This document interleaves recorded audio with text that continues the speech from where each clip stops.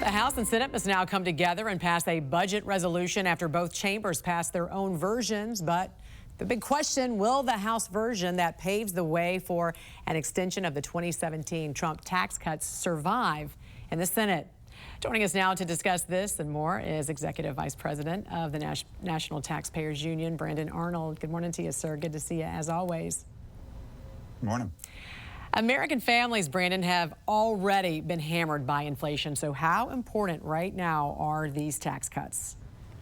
Yeah, they're enormously important, and they originally took effect back in 2018, which to many of us seems like a lifetime ago. But if we think back to then, 80% of Americans, more than 80%, got a tax cut. The average tax cut was about $2,000. So now we fast forward here to 2025 at a time when we're seeing more and more Americans struggle to pay their grocery bills, their utility bills, to make those monthly mortgage payments.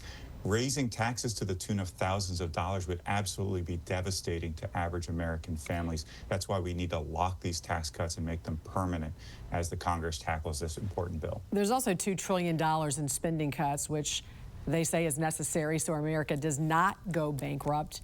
Where are we seeing these cuts specifically?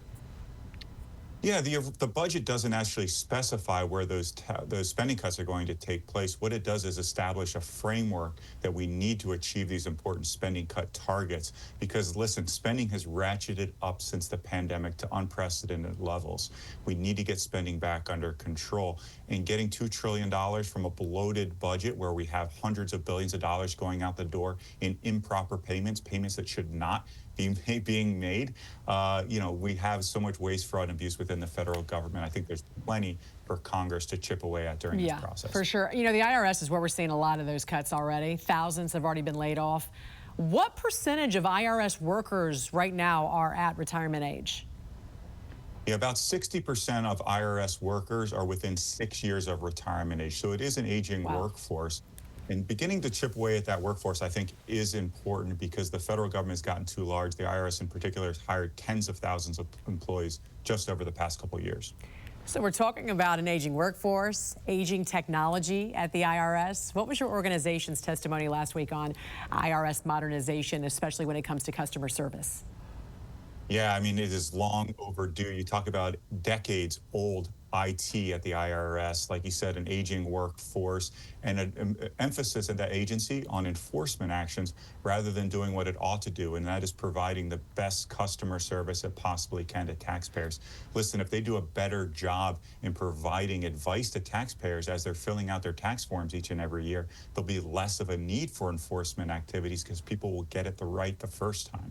That's what they need to focus on: modernization, improving customer service, not on cracking skulls and going after taxpayers for trying to do the right thing during a confusing period. Yeah, is there anyone in leadership at the IRS now to reflect the administration's priorities?